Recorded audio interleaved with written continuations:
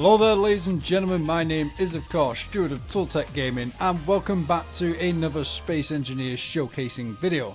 I am extremely proud to present Mr.Bibbles' latest creation, the G.S.O Exploration Mk-I.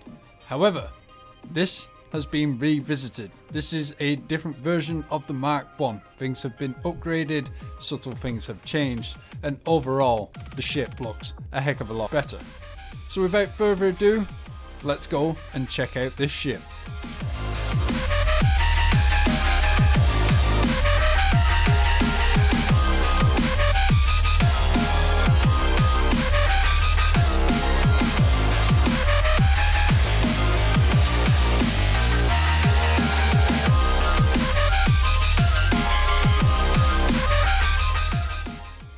So starting with the exterior of the Anubis Exploration Mk-I revisited, as you can see this thing looks so much more beefy, it looks huge, absolutely impressive. The detail is second to none as always with Mr.Bibbles. As you can see, some of the lighting has changed. I unfortunately cannot remember what the lights were in the original Mk-I, but this little greeny blue cyan type colour is something new. I definitely recognise that straight off the bat. It absolutely looks fantastic. Some of the engine bays have nice blue glow tints to them, as you can see. If we bob under here, as you can see, there you go, there's that cyan colour, and when the ship is turned off these lights turn out as well. It's an absolutely beautiful looking ship, very well designed, very well thought out, and the amount of scripting that is in the ship is unreal. It's great Mr.Bibbles' techniques of using blocks, grinding them down and using that to its advantage. As you can see on the windows, we do have some new doorways that act as blast doors for windows, I guess, blast shields for windows, and they absolutely work a treat when you're inside. Also, as you can see at the bottom of the ship, we've got these little access ramps that have been added to the Combat Mk-I. Basically, what Mr.Bibbles has done has redesigned the engine pods as a whole. A lot of complaints from the original vanilla versions was that, or the ships in general, is that you cannot access the engine bays while in the ship. You'd have to exit the ship and then fly into the little hatches that were down here on top of the engine bays. But he has completely reworked it, and now you can access the engine bays while inside the ship, which just makes it that generally a bit easier for access. So, you know, you came under fire, one of your engine bays was damaged, you can quickly run in there via, when you're inside, and go and repair that part that has been damaged. Just look at the interior walkways, just all this little extra bit of detail just makes this ship so good, and I look forward so much to the revisited versions of the Stealth. He wouldn't be doing the combat because he's just done it. Well, there you go. So the exterior looks absolutely magnificent. This thing isn't armed to the teeth. After all, it is the exploration vessel, but it is lightly armoured to fend off any of them little pesky pirates. Now we are in the interior of the ship, and we'll start off on the bridge. Now, if you look to my left and to my right, you can see these little LCD, well, little LCD screens. They're quite large LCD screens, and you're probably thinking, well, what is that grey green thing that's going on that screen? Now, that is the outlay of the ship. So when your ship gets damaged, this green hue will turn to red and pinpoint the exact location to where the damage is. It all adds for that extra bit of convenience. So like I said, if your vessel becomes damaged, you can see where it is damaged and quickly make haste and go and repair that damaged block or engine or whatever it may be. Now the one onto my left is where you will see, if you look, you'll see the orange dot. It should move around. It is moving around. Is it moving around? Right, anyway. Basically what this does, if your ship was to come under attack and you were boarded, it would show you where the enemy players are. It also shows where the allies are. Again, it's that extra bit of convenience to see where the enemy is and go and take them down before they cause some real damage. Overall, the LCD screens have been added to this lovely blue hue. Absolutely looks bloody gorgeous. I really do like this bridge and what he does with the design. He's also added this pilot control terminal thingamabob, whatever you want to call it. This was in the combat, and basically what it is a rotor that has a small rotor part on it, and that way you can build these little small blocks of components and whatnot. You get access to the assemblers on the right hand side of the ship, and on the left you can go into the emergency lockdown, which will lock everything down, believe it or not. And this one will do the interior defense systems on and off. So basically, you know, if you were coming under attack, you can turn them on or off. There was somewhere, which one was it, Mr. Bibbles? Aha, there we go, bridge lights. They go red. They go red. And, you know, you'd shout red alert, wouldn't you? You'd have to do a Star Trek impression when coming under attack. Basically, you'd hit this button and everything goes red. You've also got on the pilot seats right here, that little green dot will show you where you are going. Basically, if you were to point your ship upwards and go and fly upwards, this will show you which direction you are going. Very, very handy, especially if you don't like third person and just like sticking first person. Moving on very swiftly, we go into the cryo chamber. As you can see, the lights will turn on when the sensor picks you up. Looks absolutely bloody brilliant, this blue glow hue. Absolutely love it. You've got your interior defense turrets there, and you've got all your cryo bays down on the bottom there.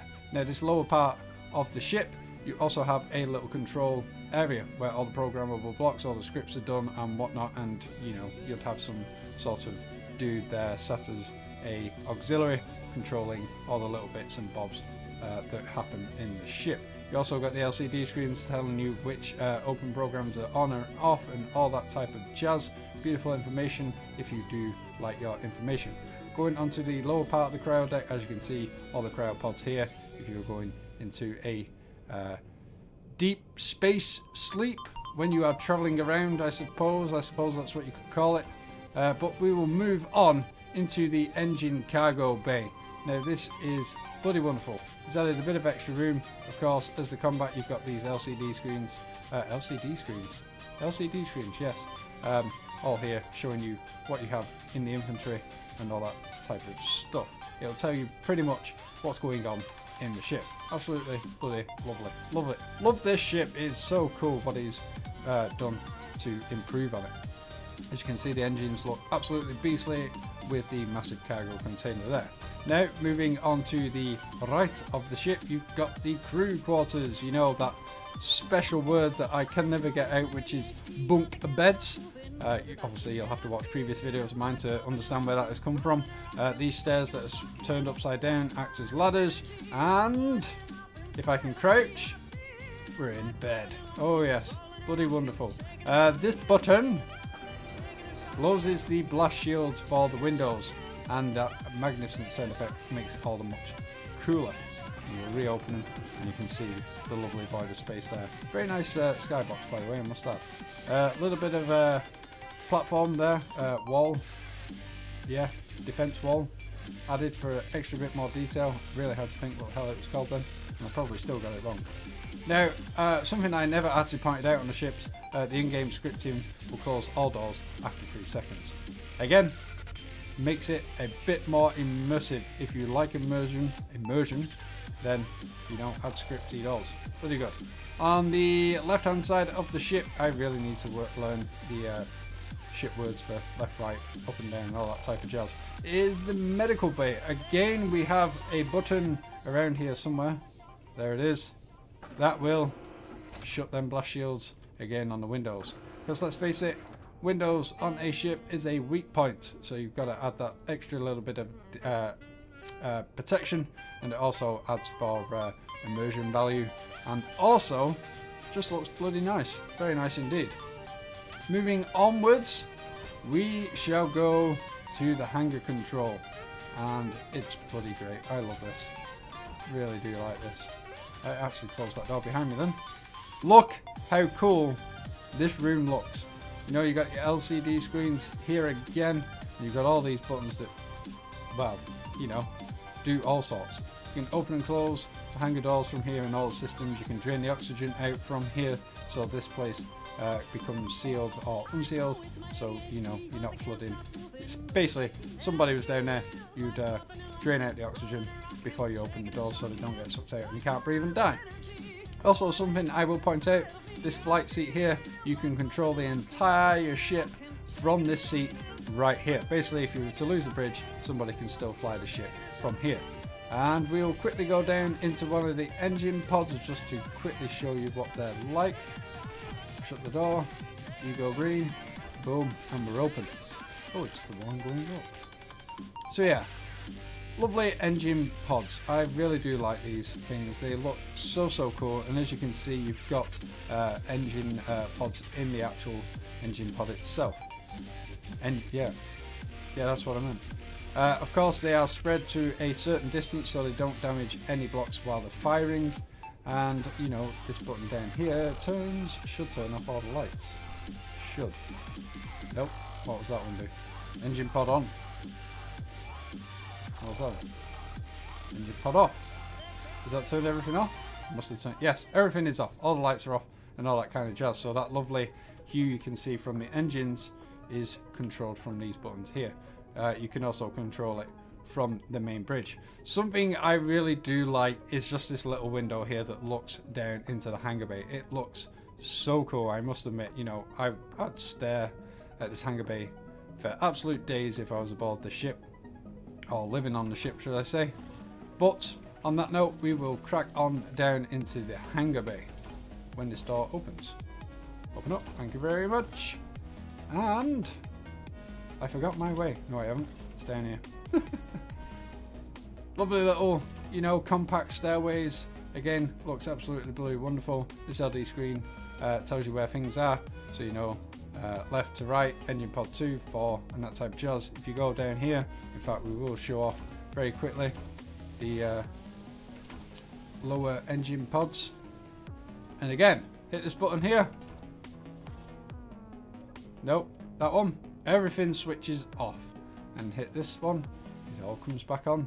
Again, that lovely blue hue, not boo-hoo, blue hue. Looks bloody wonderful. Right, now we'll crack on to the hangar bay and go and see these drones that are in there. Oh yes, he's got his own little drones. So, pushing into the hangar bay.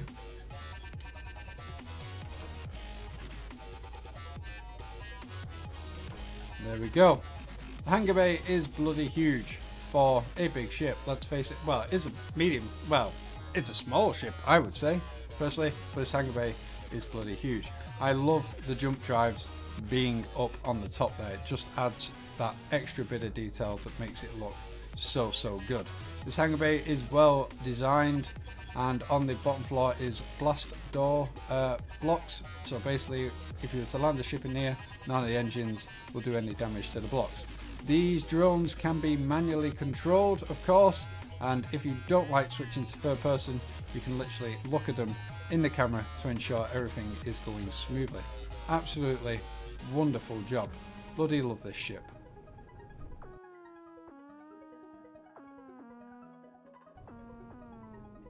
So there we go, ladies and gentlemen. This has been the Exploration Mk-I Revisited, created by Mr.Bibbles and his team. It's an absolutely wonderfully designed ship, very well thought out and well built. If you do like this video, don't forget to leave a like, share with your friends, and also subscribe to my channel. And definitely don't forget to check out the description below for the link to this ship on the Steam Workshop. So there you go, ladies and gentlemen. I hope you've enjoyed. And of course, I will see you all in the next video. Take care. Goodbye.